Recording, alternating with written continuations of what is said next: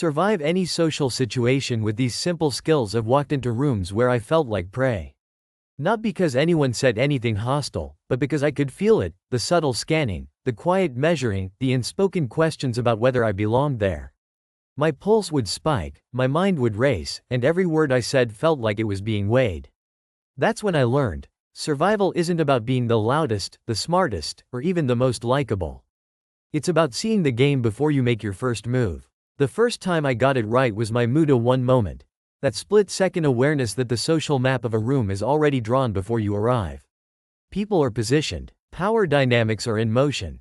Alliances are set. You can walk in blind and get pulled into someone else's narrative, or you can pause, read the field, and choose your place in it. That's not paranoia. That's survival mindset. Human nature psychology is simple in one way. People are wired to protect their position. Every smile, every pause, every casual question can be a probe to find out where you fit, above, below, or equal. That's why your first task in any social situation isn't to impress. It's to observe. How to read people isn't about catching lies, it's about catching patterns. Who talks over whom? Who makes the jokes? Who laughs at them? Who doesn't? It's tempting to think confidence alone can carry you through.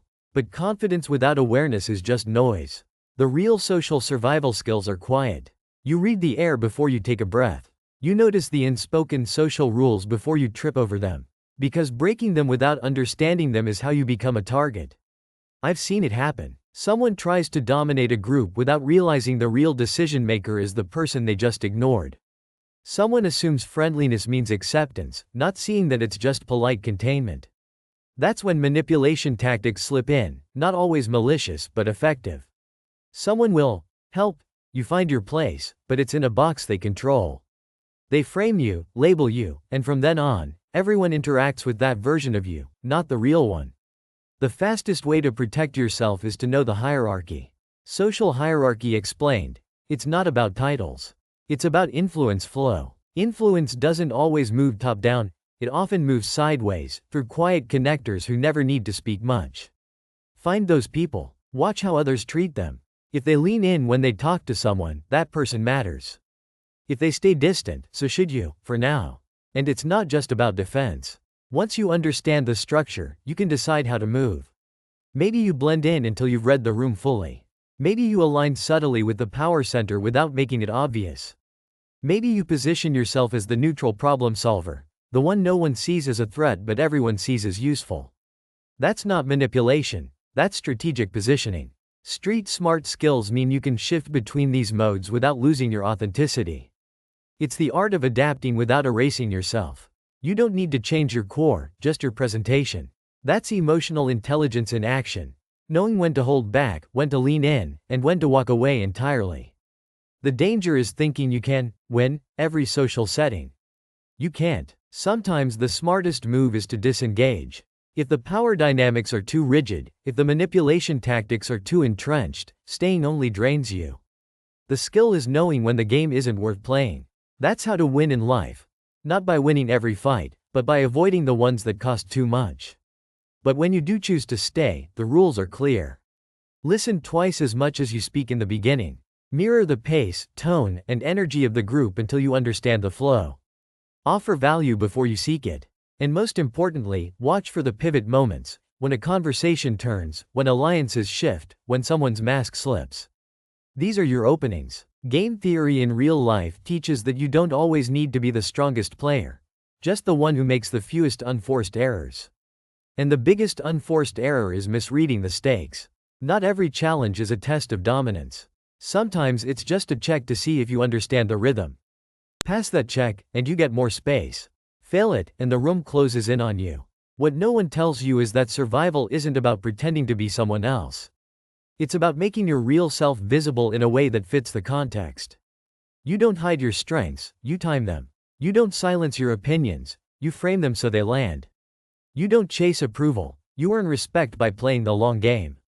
And the long game is always about relationships. Not just the ones you make, but the ones you avoid. Some people will never give you a fair read, no matter how skilled you are.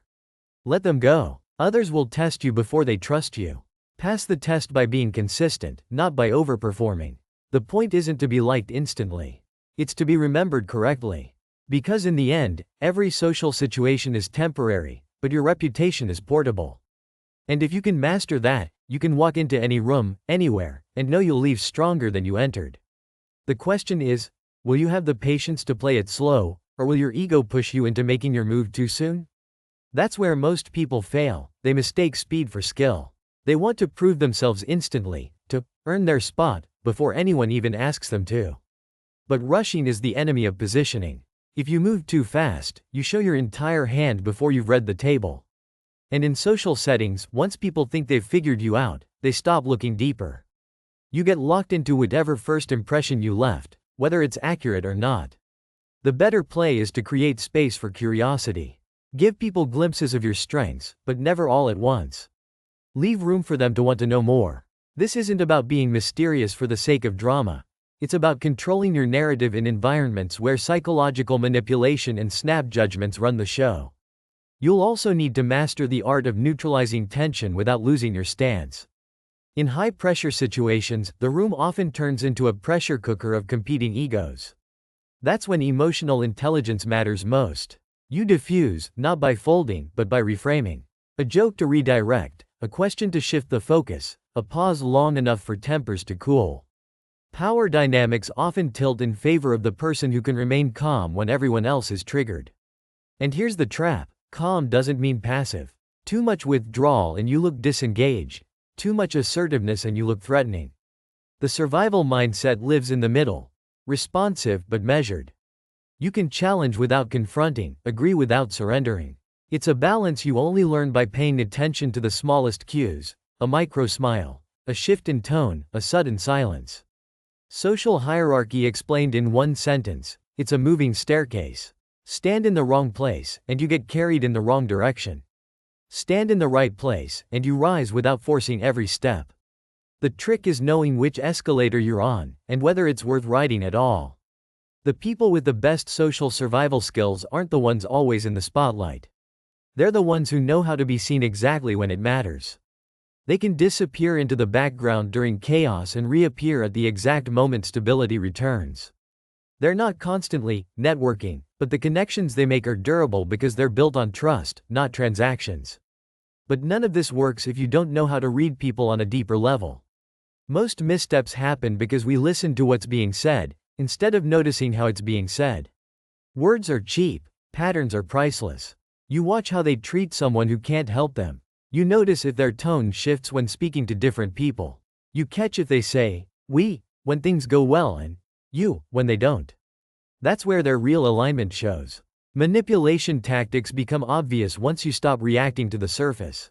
The false helper, who offers advice that subtly undermines your confidence. The silent judge, who withholds feedback until you fail, then points out what you should have done. The friendly gatekeeper, who keeps you close enough to feel valued but never lets you get to the decision maker.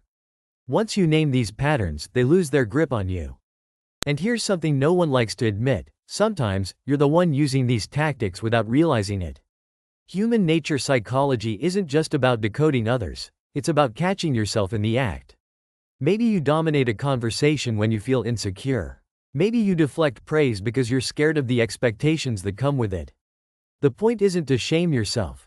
It's to sharpen your awareness so you can choose differently. Game theory in real life says the best players aren't the ones who win every round. They're the ones who stay in the game the longest without burning bridges. And the way you do that is by remembering that people talk after you leave the room. They talk about how you made them feel, whether they trusted you, whether you played fair even when you didn't have to. That's the currency you can't fake. If you get this right, you stop fearing new situations. A high-stakes meeting, a tense family gathering, a room full of strangers, they all become variations of the same game. You walk in knowing the rules will be hidden, but you have the tools to find them fast. You walk out knowing you've left the kind of impression that keeps doors open, even when you're not there to knock. And the deeper you go into it, the more you realize, surviving isn't the hard part. The real challenge is deciding what kind of presence you want to be in the spaces you survive. Because every move you make is writing the story people will tell about you later, and that story will follow you into the next room.